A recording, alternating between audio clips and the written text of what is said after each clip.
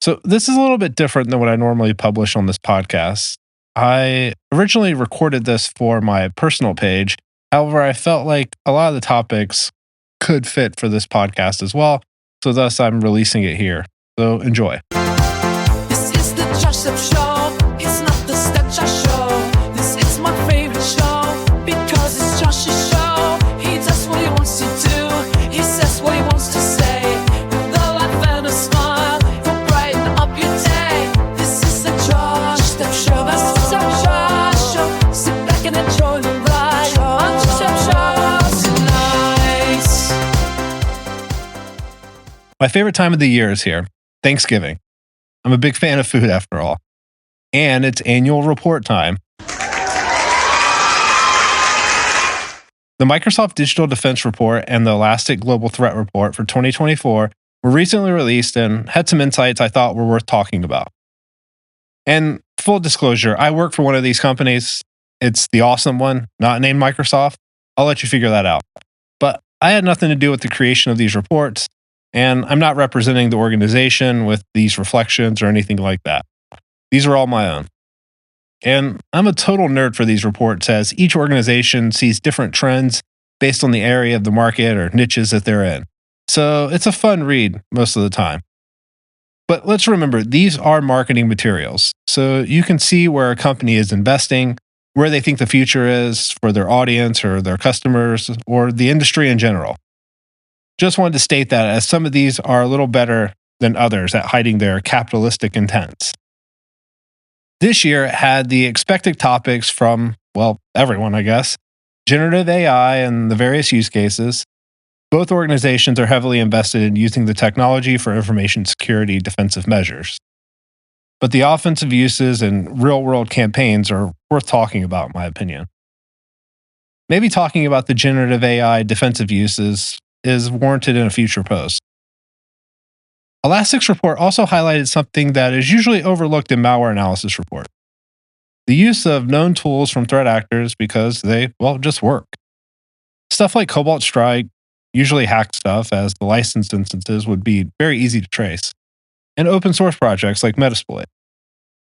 But the other insight I wanted to highlight is the pivot from state-sponsored attackers adopting criminal, financially motivated attacker TTPs, tactics, techniques, and procedures. It's usually the other way around in these reports, highlighting the gap between these capabilities. Traditionally speaking, criminal groups are seen as less capable but more focused on quick wins, getting money, whereas state-sponsored groups were focused on stealing information, sabotage, influence operations, basically just not getting money from their victims. But these lines are blurry. The Microsoft Digital Defense Report also highlights how these lines are blurring. Like I said, traditionally speaking, it's always been thought that cybercriminals were typically after ways to monetize their action. They are what we would call financially motivated, after all. And if you think about it, this makes sense. Cybercriminals typically don't have the time or resources to research zero-day or O-days, whatever you want to call them, reverse patches, or look for Cisco hard-coded credentials. Well, maybe they do have time for that one. But in recent years, at least according to Microsoft, state-sponsored threat actors have increasingly adopted criminal tools and tactics. They've even enlisted cybercriminals to further their agendas. Microsoft observed nation-state actors conducting operations not just for intelligence, but also for financial gain. Budget cuts hit deep. Those MBAs are always looking for cost savings. North Korean hackers are a prime example. Since 2017, they've stolen over $3 billion in cryptocurrency. These funds reportedly financed more than half of North Korea's nuclear and missile program. 3 major North Korean groups, Jade Sleet, Sapphire Sleet, and Citrine Sleet, have all been particularly active in targeting cryptocurrency organizations or their exchanges. As a note, this uses Microsoft's new naming strategy, Sleet being the weather event attributed to North Korean-backed groups. This isn't really like a novel idea. CrowdStrike's been doing it for a while, and I think they were the first ones to do it, with Kolima for North Korean actors, or bears for Russians, pandas for Chinese, etc. And as an example, and using an actor here, Citrine Sleet has also been called Labyrinth Kolima by CrowdStrike and Apple Juice by the US government. This group's been heavily analyzed. I'll add a link to the CISA report and some others. Now, due to sanctions and being run by communist despots, North Korea has always been seen as a bit of an oddity, turning its cyber army loose on the world to collect money for the regime. Shameless plug for my other project, the Intrusions Indepth podcast, episode 3.1, the Sony hack. I discussed some of this. Things like the Lazarus heist of the Bangladeshi bank, how the North Korean cyber army is sometimes contracted out of China to have day jobs earning money for the regime, and just the overall living conditions for these individuals, possibly quotas for the cyber army, and things that they're tasked with. And it doesn't stop there. In May of 2024, a new player emerged, Moonstone Sleep. They developed a custom ransomware variant called Fake Penny, targeting aerospace and defense organizations after exfiltrating data from their networks. This behavior suggests that these are objectives beyond just intelligence gathering. They're monetizing their access and covering their tracks to some extent, or at least just being jerked to the poor consultants that have to forensicate it. And outside of this report, but in more recent news, another more prominent group that goes by Androl or Onyx Sleet, APT45, Jumpy Pisces, Plutonium, Silent Kalima is in collaboration, or at least some of the group is in collaboration with the Play ransomware group. I'll expand on this in a second. But broadly speaking, this group is seen as like a subset of the Lazarus group. As that name is kind of broad, and depending on the security researcher, they may just lump all DPRK stuff together as Lazarus. There's usually a lot of collaboration, it appears, amongst the groups, or maybe groups are paired with different talents. It gets kind of confusing when it comes to North Korea, and I don't envy the CTI analysts tasked to North Korea. But let's read from the Unit 42 report, I'll link it, about the attribution. Quote, the compromised account that attackers used for initial access and subsequent spreading of the Jumpy Pisces link toolset, Sliver, and DT track was the same one used prior to the ransomware deployment. The ransomware actor leveraged the account to abuse Windows access tokens, move laterally, and escalate to system privileges via PsExec.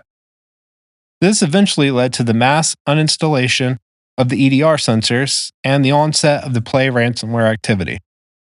As highlighted previously, we've observed Sliver C2 communication until the day before the ransomware deployment. Furthermore, our research also suggests that the C2 IP address of 172.96.137.224 has been offline since the day the attackers deployed Play ransomware in this incident. End quote. So what they're getting at is that they observed Androl activity. I'm using that name as it's the most common to me, but state-sponsored group activity, let's say, and then a handoff to the ransomware operators as they burnt down the infrastructure. Mission complete, and now you ransom them to pay for your time, hopefully.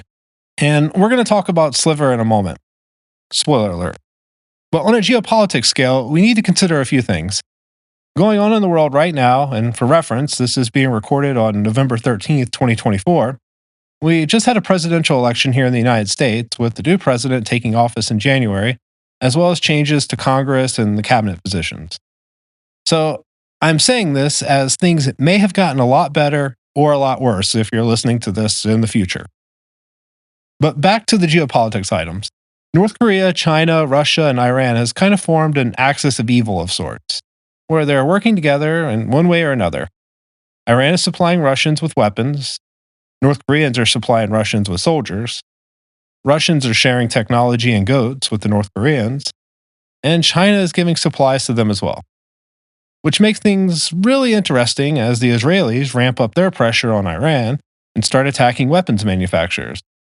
Things could get interesting if Russia needs to protect its supply line of weapons to wage war in Ukraine. Everything is fine, folks. It's all fine. But all of these countries, with the exception of China, has been cut off from the world's bank and face sanctions to some degree. North Korea being one of the most heavily sanctioned. It would make sense that they would be the most financially motivated after all. Plus, this stolen intel may be a bargaining chip or something to sell to Russia, China, or Iran, the other manufacturing hubs in the Axis of Evil 2.0. But moving past North Korea to other players in the Axis of Evil, Iran has adopted this strategy too. Iranian nation-state actors have started seeking financial gain from their offensive cyber operations. Previously, ransomware attacks that appeared financially motivated were often destructive in nature. But now, the groups like Cotton Sandstorm, an IRGC group, have marketed stolen Israeli dating website data through personas. They even offered to remove specific individuals, of course, for a small fee. This is pivoting to more like a hack and leak extortion scheme. And they've also pivoted to influence operations as well. Leading up to the election, there were operations against the presidential campaigns. I don't know if there were any attacks on both candidates, but I do recall the attackers tried to release stolen documents from the Trump campaign to Democratic operatives and independent journalists. It appears none of those parties released the documents, so good on them. There's also the WikiLeaks issue when you're doing things like this. I mean, despite the verdict of the Pentagon Papers case in 1971, the government has found more creative ways to censor information and punish those who release it, when they want to. And with an election looming, the risk of a potential DOJ under the President Trump administration being a possibility, retaliation could be a thing. I'm not advocating for it or saying it would be justified, just it's something you need to weigh into the game theory of the equation. As the old saying goes, or something like that, if you take a shot at the king, you can't miss. Also, there's no guarantee that the Iranians didn't plant fake documents in the dump, thus ruining any credibility they would have trying to influence with fake documents. Overall, this is very risky. Contrary to the potential motives of the North Koreans, as in this could be another potential revenue stream for the supreme leader, the Iranians could be moonlighting as another source of income. There's reporting of this in a few places. The United States government put out an advisory a few months ago about the collaboration of Iranian state-sponsored groups teaming up with ransomware affiliates. But what's different this time is that it appears to be like a side hustle for personal gains. As in, they didn't ask the IRGC for permission. It appeared. And if you remember the ISON leaks from earlier this year, not everyone pays their spooks so handsomely like we do in the West. And this report also highlights that Russian threat actors have integrated commodity malware into their operations and appear to have outsourced some of the cyber espionage tasks to criminal groups. I would imagine this isn't entirely new, per se, as I bet it's tempting to just use off-the-shelf malware for operations that need to get done. But you don't want to burn your good stuff. I'm going to talk about this more in a minute, but there's a reason pirated versions of Cobalt Strike are so popular. It works well most of the time for their use cases, and it's easy to use. Writing custom malware takes time and is often overkill. One instance that comes to mind is like the SolarWinds attack, where they used the memory-only payloads dubbed Teardrop, that's Mandiant's name, to only drop a Cobalt Strike beacon in the end. From an efficiency and maturity standpoint, this makes sense. The number of operations have probably increased, while the maturity of the offensive tools industry has increased as well. Even the free stuff like Metasploit works good enough for most of the time. In June 2024, Storm 2049 compromised at least 50 Ukrainian military devices using malware such as Xworm and Remkos Rat. Being that this is a Storm-named group, it's a group in development. I guess this is a good time to say that I'll link the page that I have bookmarked from Microsoft that explains the naming, as I refer back to that pretty often. Now, the Ukrainians also track this group as UAC 0184. Their Computer Emergency Response Team, CERT, website has a news post about it. They're using dating sites and messenger apps to target Ukrainian defense forces. As Microsoft highlighted, there's no apparent criminal motive behind these attacks. It seems entirely aligned with the Russian government's objective, tracking the Ukrainian defense forces. I think what was even more indicative of this trend, though, was the handoff between Aqua Blizzard, a group linked to the FSB, and another Storm group, Storm 0593. It's a known cybercriminal group. Now, Aqua Blizzard compromised 34 Ukrainian devices and then handed off access to Storm 0593 via a PowerShell script. Now, Storm 0593 established command and control infrastructure and then deployed Cobalt Strike beacons to the devices for further activity. Now, this beacon was configured with the domain name -cloudew.uk, which Microsoft assesses is Storm 0593 registered and used in previous spear phishing campaigns against Ukrainian military machines last year, suggesting a pattern that Storm 0593 is supporting state intelligence collection objectives. And this highlights a kind of cooperation between Storm 0593 and the FSB, a quote unquote financially motivated criminal group, and the Federal Security Service of the Russian government. As the capabilities of these criminal groups expand, I bet we'll see more of this going forward. Maybe not in countries like North Korea or China, but Iran and Russia, it's entirely possible. For one, there's not enough computers in North Korea and electricity to support non-state sponsored campaigns. Unless they get like a Starlink and Tesla walls, but I doubt Elon Musk is going to hook them up anytime soon. China is so locked down that I just don't see any communications outside the Great Firewall. Russia, on the other hand, has always had rumblings of contracted black hats working for the various government organizations. Plus, with the corruption that comes with communism, handouts for handoff is probably a thing. Vlad the cybercriminal in his Lambo offers Yuri, the hungry FSB agent, a buttload of rubles and some vodka in exchange for access or some agreement to share access, and that seems appealing. Iran, I think, is the wild card in this. Their operations and capabilities are maturing in this realm, so they have the advantage of not making the mistakes that the others have. Now, Iranians have legit colleges. They're obviously monitored by morality police, so that sucks. But the technical capability is there. Could the IRGC or someone approach cohorts of college students to do the bidding of the regime for certain campaigns? Then as they graduate, they go on to something else? Sure. And that would be hard to track as the TTPs would often change. And as I said earlier, it doesn't appear that the IRGC has a strict policy against moonlighting as a cybercriminal. Everyone's got a side hustle here. In an already murky atmosphere around attribution in this domain, this makes things more difficult, to say the least. Man, good luck to all those threat intelligence people. In a normal podcast, this is where I would insert an ad, but since I don't have any and suck at transitions, I'm going to shill my other project, the Intrusions Indepth podcast. You can find it on Apple and Spotify, YouTube, or through your browser. I analyze high-profile attacks and the attackers that carry them out. So head over to intrusionsindepth.com for more information on the Sony hack, NotPetya, and my series on Phineas Fisher. My favorite part of the Elastic Global Threat Report is the breakdowns of attacks for the cloud vendors, attack types, and spoiler, it's Identity Access Management, IAM, and the malware families they observed. This year kept up the trend of what I like to dub using what works. OSTs, or offensive security tools, led the charge in what attackers use. According to Elastic, quote, the most prevalent malware family we observed this year was Cobalt Strike, accounting for 27.02% of the infections, end quote. Now, we need to assume this is a hacked or non-licensed version of Cobalt Strike, as this is typically what threat actors use. And if you're listening to this and you have no idea what Cobalt Strike is, it builds itself as an, quote, adversary simulation software designed to execute targeted attacks and emulate the post-exploitation actions of an advanced threat actors, end quote. It's so good that even unauthorized pen testers, unethical hackers, and black hats, or whatever you want to call them, use it as well. Since it is seen so often, numerous security vendors have figured out ways to fingerprint certain versions of the C2 servers, or the team servers, for the platform. Google has released like 165 or so YARA rules to find hacked versions of the implants, and even Elastic has resources from their research team to catch implants.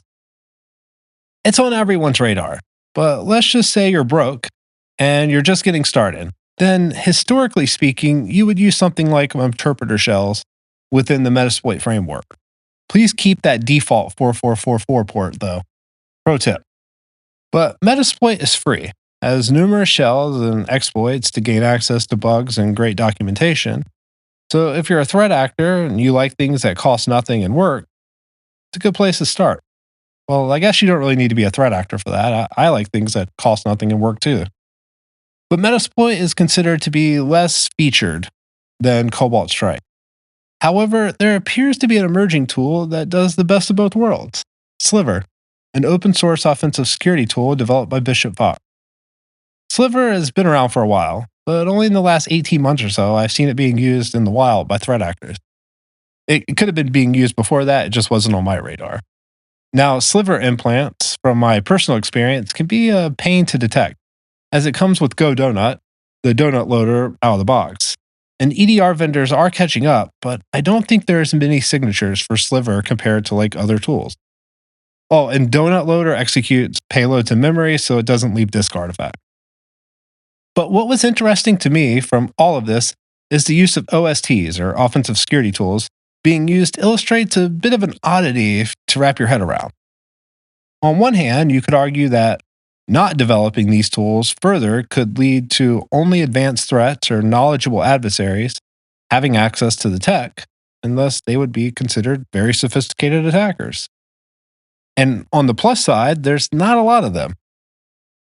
But through the use of these tools, we have better defenses and defenders, which appears to be the position of the industry. And I believe that as well. I'm just unsure if it's the best way. Sometimes I feel like we may be missing something. Now, I think writing open source ransomware is a much easier calculus. Like, what good comes from this? And I don't think the best cyber weapons or tools should be confined to only special people. But maybe with the adoption and acceleration of generative AI, it would have been inevitable. I mean, LLMs are already finding bugs in popular open source systems. How long until they write malicious software on demand? Well, let's talk about it. Now, it wouldn't be 2024 if we didn't discuss generative AI after all. That's obviously not a dig at generative AI or anything like that. Obviously, the potential of this tech is in its infancy, but personally, I'm excited to see what it becomes, while also cautiously anxious over the upcoming open source versus protected model experience battle that's sure to heat up. And for the record, I'm on team open source. I'm always cautious about giving all the control to a small group of people, and I don't want people telling me what information is safe and what isn't. I'm an adult. Sure, if it's illegal, national security, like a real one, or something along those lines, then I'm good with some controls. But if it tells me some unflattering truths or statistics about the government or a celebrity, I think I can handle it. This probably needs to be some type of loose regulation on the technology enforceable by laws, not forcing people to install software to monitor their LLMs or register them or something silly like that. So I'm definitely not advocating for like a Luddite approach to the technology, where we don't harness the usefulness of the application as a way to protect our society. Other nefarious actors will use it, as we'll talk about. However, I like these two reports because they approached it from like a thought leadership perspective. I'm trying to highlight that it's been an area where a lot of companies have tried to utilize the technology in their products.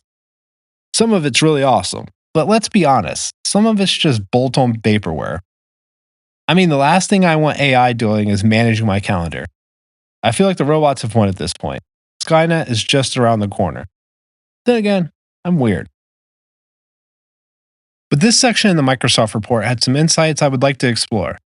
The first of which is the landscape of these system threats within Gen AI systems.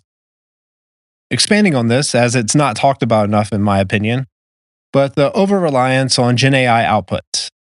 It's hard to spot unless you're truly knowledgeable in a subject, which is usually at odds because the reason you're using Gen AI in the first place is because you're not knowledgeable in that subject to some degree. Adding to that, Gen AI outputs are non-deterministic, which makes things difficult compared to like a traditional system. And non-deterministic means different phrasing or even saying the same thing twice doesn't lead to the same output. Now, an over-reliance on Gen AI manifests in 4 forms: naive, rushed, forced, and motivated. Now, naive is just that they don't know any better. Either they think AI can't lie, aka not knowing enough about the capabilities of the LLM or Gen AI in general. They don't know enough about the subject to determine the validity of it, and they just accept it as gospel. Most of the time, you can get by doing this, but you can get burned. Perhaps one of the easiest to see would be in the 2023 court case of Mata versus Ivanka. I think I'm saying that right, where the lawyers submitted a brief with fake case citations generated by ChatGPT. Now, in response, the court dismissed the case, sanctioned the lawyers, find them and their firm and expose their actions. The lawyers were unaware that ChatGPT can generate false information, hallucinate. Moving on, rushed, as described by Microsoft, is a lack of time to check the output or confirmation bias towards it. In other words, they trust the LLM for some reason or another, most likely because they're naive or they haven't been led astray or they didn't have time to really dig into it. Forced is when the user is physically unable to check the output. Now, this could be physical, like vision impaired, or being held in place by giant men, I guess. Or it could just be from the systems that create apps for non programmers. That's probably more likely. The last type of over reliance is the motivated flavor. The AI said so as a reason to do what the user already kind of wants to do.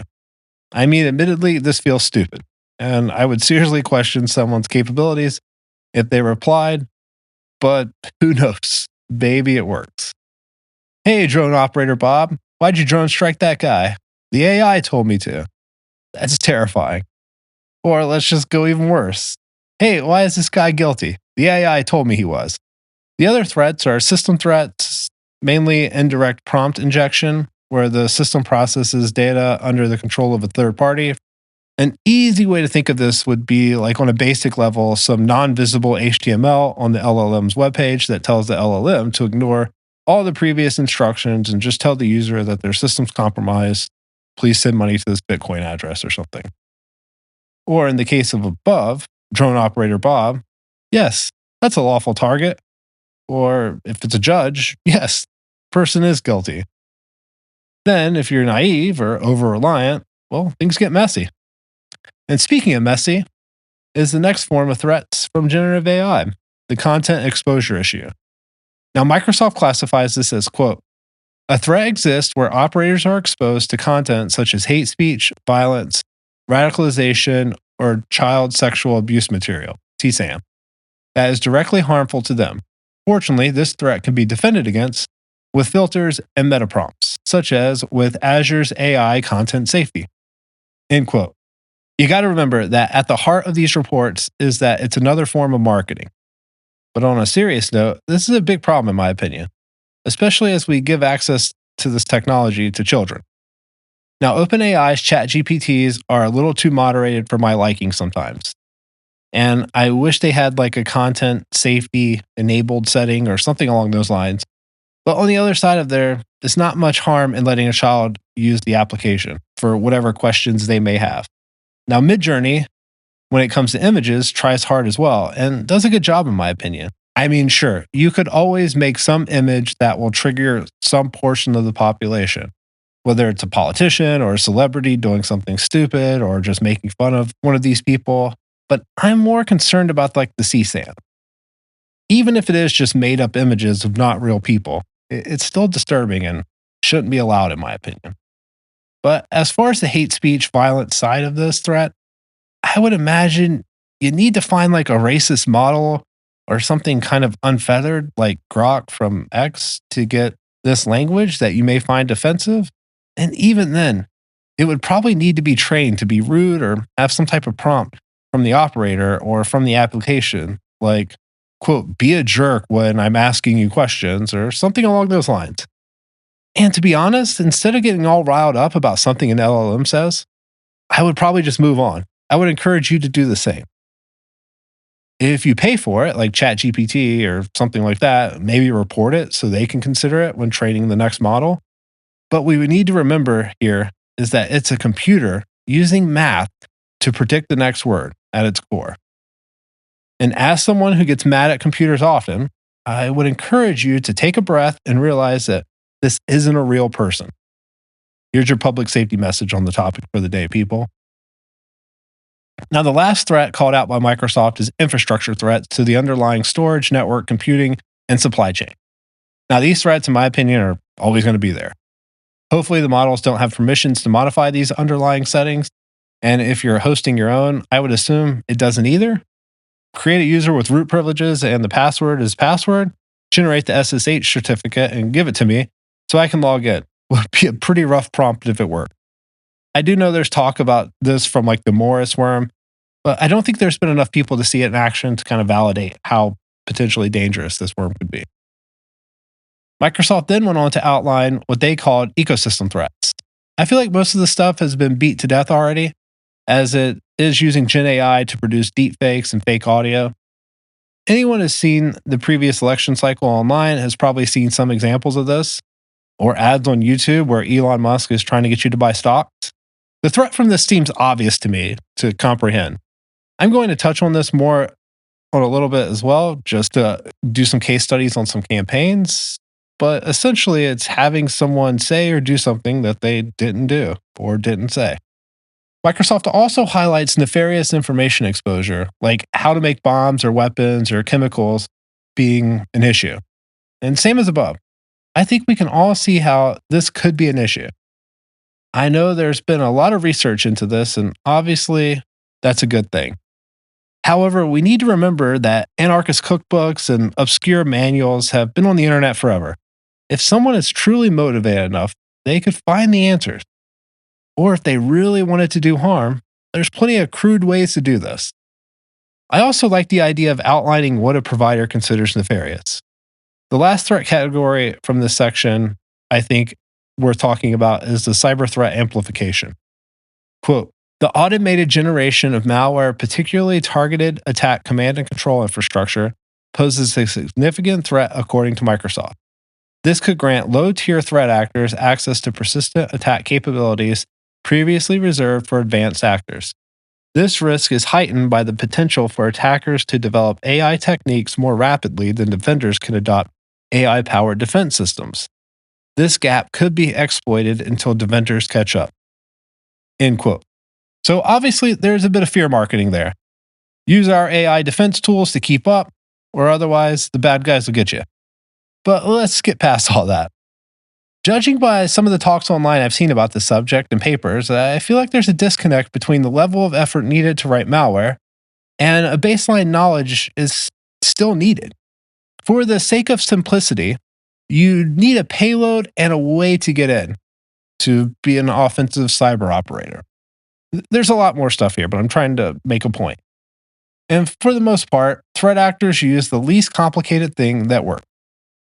If this is a criminal group, low-budget state-sponsored attacker, or someone from a not well-funded government or groups of someone's, this probably looks like Hack Cobalt Strike, Metasploit, or Sliver, or some other open-source tool. Those things don't cost money. So that covers the payload, but how do they get in?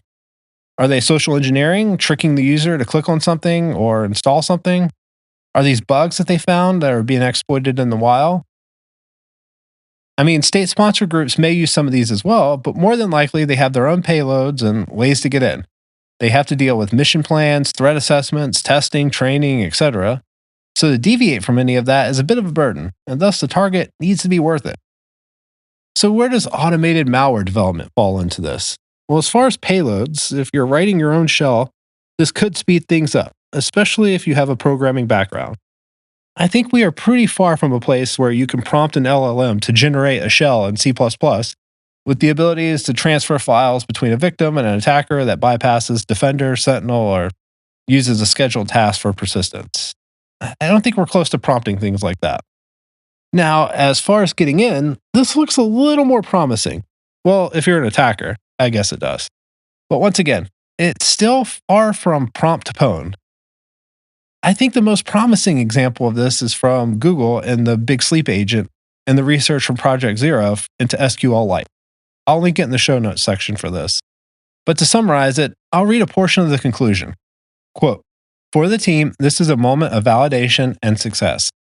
Finding a vulnerability in a widely used and well-fuzzed open source project is an exciting result. When provided with the right tools, current LLMs can perform vulnerability research. However, we want to reference that these are highly experimental results. The position of the Big Sleep team is that at present, it's likely that a target-specific fuzzer would be at least as effective at finding vulnerabilities. We hope that in the future, this effort will lead to significant advantage to defenders, with the potential not only to find crashed test cases, but also to provide high-quality root cause analysis, triaging, and fixing issues that could be much cheaper and more efficient in the future. We aim to continue sharing our research in this space, keeping the gap between the public state of the art and the private state of the art as small as possible. The Big Sleep team will continue to work in this space, advancing Project Zero's mission of making Zero Day hard.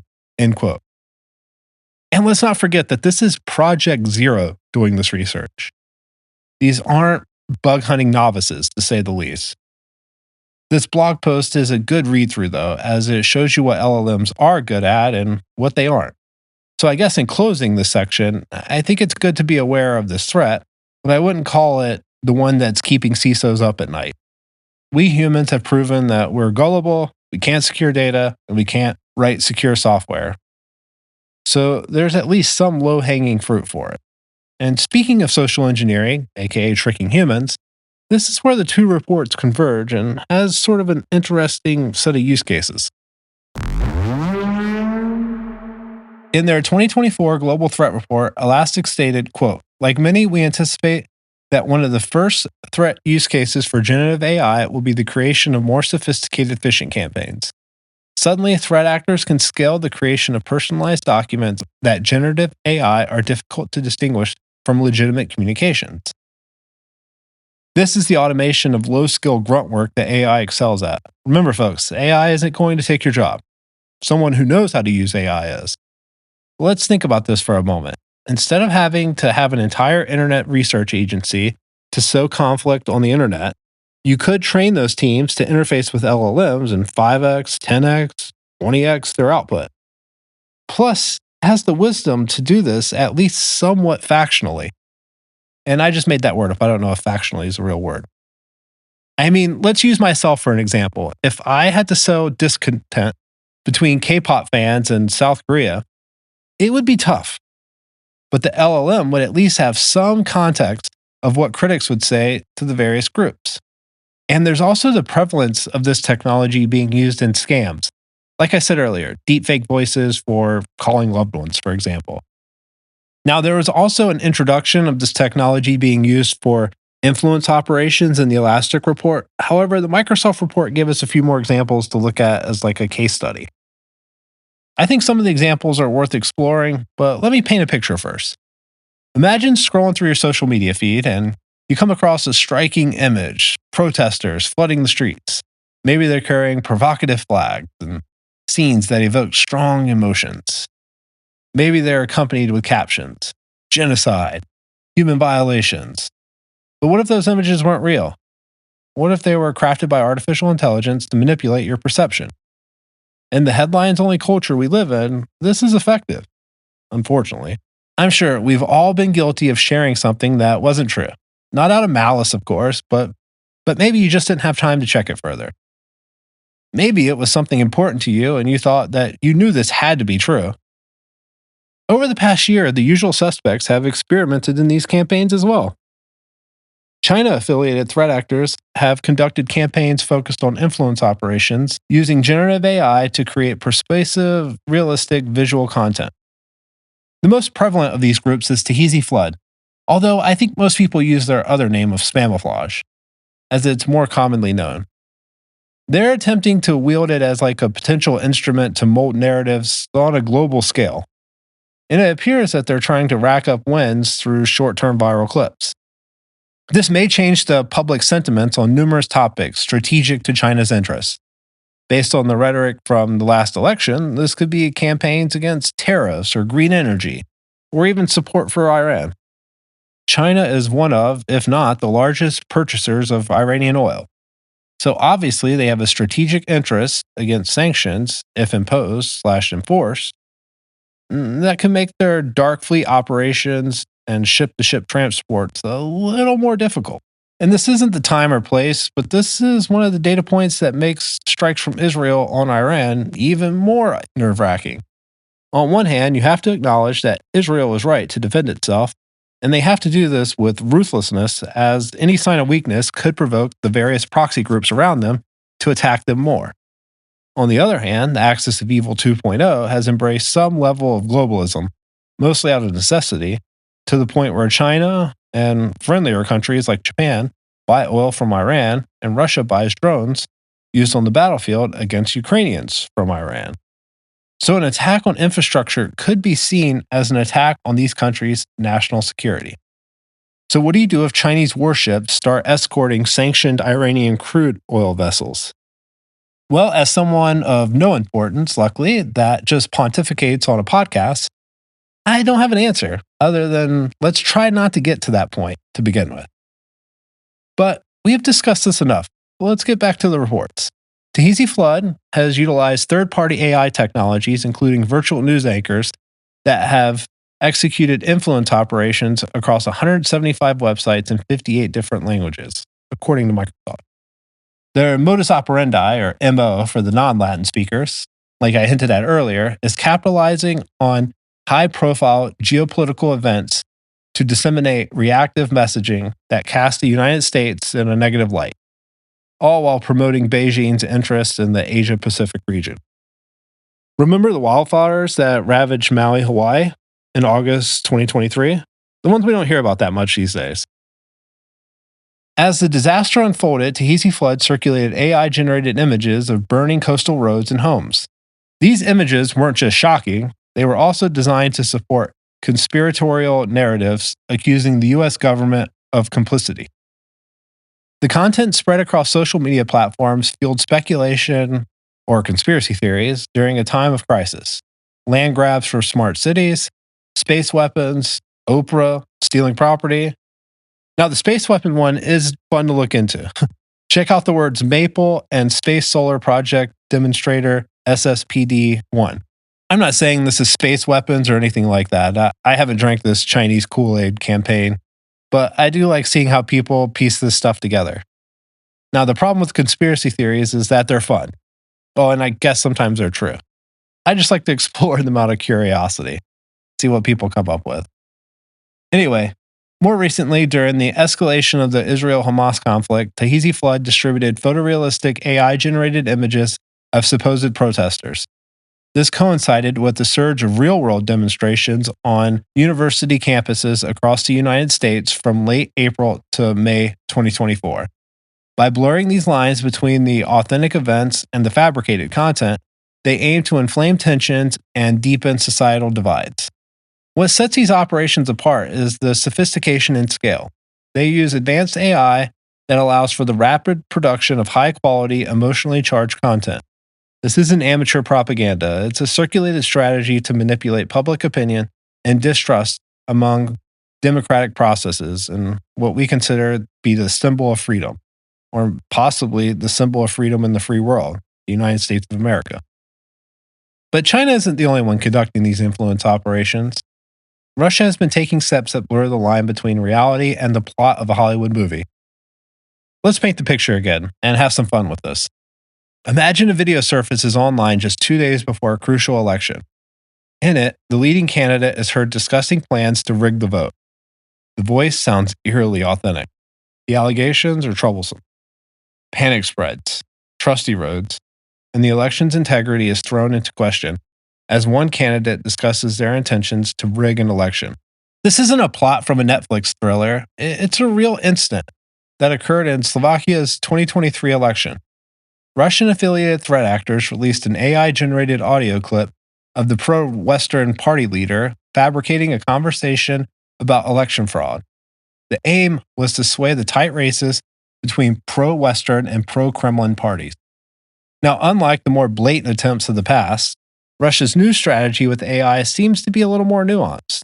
They've moved on from the easily debunked deepfake videos that struggle to gain traction, or terrible misspelled memes. Instead, they have been focusing on audio manipulation, which thus far has proven to be more influential in shaping public perception. In my opinion, it's a little more difficult to disprove, unless the sample is just completely absurd.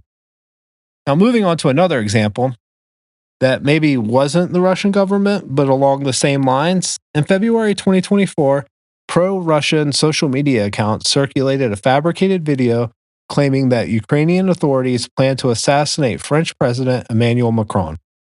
The visual appeared to be from an authentic France 24 broadcast, but the audio was entirely AI generated. The video gained significant traction online. Former Russian President Dmitry Medvedev even echoed the false narratives on social media, amplifying its reach. Now, it's important to consider a few data points here. First, Dmitry Medvedev is obviously a close ally of Putin and a propagandist, and kind of like a state sponsored troll. This isn't the first time that he's circulated something that's been controversial, to say the least. There have been numerous claims that various Baltic states don't exist, for example. What I'm saying here is that we don't know if he amplified them out of an agreement with them, as in he believed it, or if it was part of some propaganda campaign. Not that it really matters, though, I guess. Now, the attribution remains murky at best, but the patterns are consistent with pro Russian influence activities.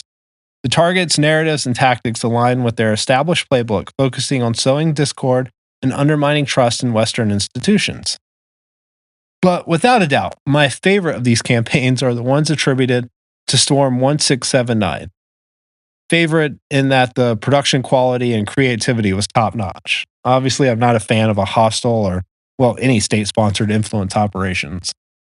But in mid 2023, a Russian affiliated group known as Storm 1679 released a fake documentary titled Olympics Has Fallen on Telegram. Now, the video featured AI generated audio mimicking the voice of Tom Cruise. Yes, that Tom Cruise.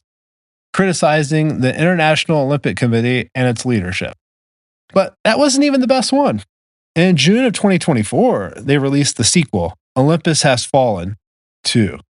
This time featuring AI generated audio impersonating Elon Musk. Now, the production quality was still high, indicating significant time and resources were invested. And you would think that they would have gotten the title right with all this work. But the last point from the Microsoft Digital Defense Report that I want to highlight was Iranians' use of generative AI, and it seems to be lagging in capabilities compared to the previously mentioned China and Russia capabilities. That's usually the case, though, in most things in this realm. Iran's use of the technology appears to be more focused on recruitment of their causes and highlighting their strength. But I would imagine in time, they become much more aligned with what we're seeing elsewhere. We're entering an era where seeing and now hearing is no longer believing. The tools for creating convincing fake content are becoming more sophisticated and more accessible. We could be entering a golden age for propagandists. There doesn't seem to be an easy fix for this either. Maybe some type of hashing algorithm or blockchain, potentially. So, what's the big takeaways here? Well, the line between cybercriminals and nation state actors is blurry, more and more.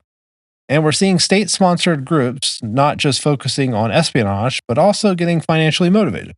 Is this a symptom of the weakening global economy? Are MBAs getting involved in government operations and looking for more revenue streams? I'm kidding to all the MBAs out there. The heavily sanctioned countries like North Korea and Iran are hitting the ransomware scene hard, raising funds to sidestep economic restrictions and fund military objectives. And they're picking up tricks from cybercriminals along the way, while also loaning out their own tactics. This isn't the old school traditional divide, it's more of a hybrid threat landscape. Then there's the generative AI, which, no surprise, is a double-edged sword. There's numerous applications for the technology to truly change society. We're seeing it even in its infancy right now. In the cyber attack realm, though, we're seeing it streamline social engineering, creating hyper-targeted phishing scams and deepfake propaganda that would have taken entire teams to generate just a couple years ago. And on the scarier side, automated malware could be a thing for less skilled actors to get into eventually. However, I think the jury is still out on that one personally. AI has spun up the great cyber defense versus cyber attack arms race, with defenders and attackers each striving to stay a step ahead. What's old is new again, after all. Oh, and if you're into this type of content, you may enjoy my podcast, Intrusions, Indepth. There I cover the cyber attacks and the threat actors that conduct them. Maybe I'll cross-post this here. But thanks for listening. Be safe, everyone. This is the Joseph Show.